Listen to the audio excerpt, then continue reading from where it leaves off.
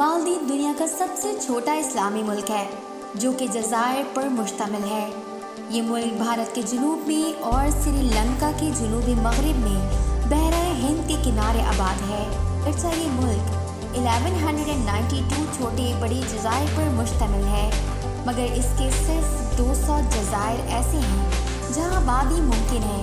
ये अपने खूबसूरत जज़ायर के सबब सियाहत का एक बड़ा मरकज़ है।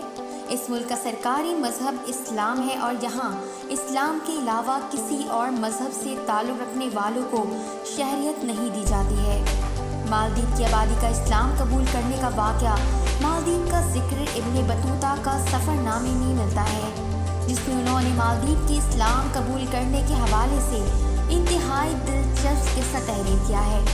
इब्न बतूता, जो काफ़ी अरसे तक मालदीव में बतौर काजी अपनी जिम्मेदारियां अदा करते रहे, उनका कहना था कि मालदीव के लोगों का ताल्लुक बुद्ध मत से था, मगर पहली सदी हिजरी में पूरा मालदीव सिर्फ 2 महीने के कलील अरसे में दोबारा इस्लाम हुआ।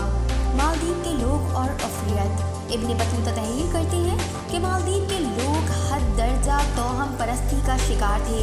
ऐसे वक्त में इनके ऊपर एक समंदरी अफरियत मुसल्लत हो गया था, जो कि हर महीने की आखिर तारीख को समंदर से निकल कर आता था। इस अफरियत की गैज़ व गज़ब से महफूज रहने के लिए मालदीव के लोग एक कुंवारी दोशीज़ा को भेंट के तौर पर देते थे, जिसका फैसला कुरानदाजी होता। दोशीज़ा को बुत खाने में सजा सवार कर बिठा दिया जाता था।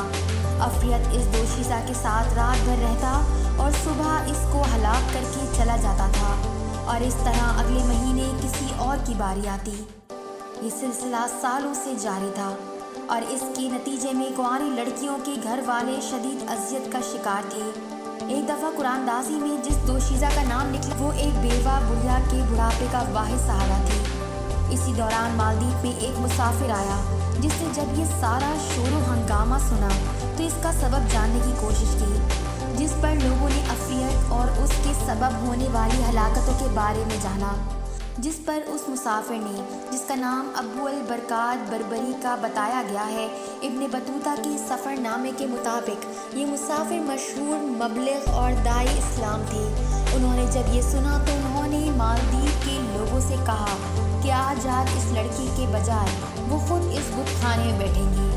अफरियत का मुकाबला कलाम अल्लाह से अबू अल बरकात, जो कि हाफ़िज़ुल कुरान भी थे, उन्होंने इस बुत खाने में तिलावत कलाम पाक का आगाज़ किया, और रात भर जब वो अफरियत बुत खाने में आया तो इसका सामना किसी कुंवारी लड़की के बजाय अबू अल बरकात से हुआ, जिन्होंने कलाम पाक से इस शैतानी ताकत को शिकस्त दे दी।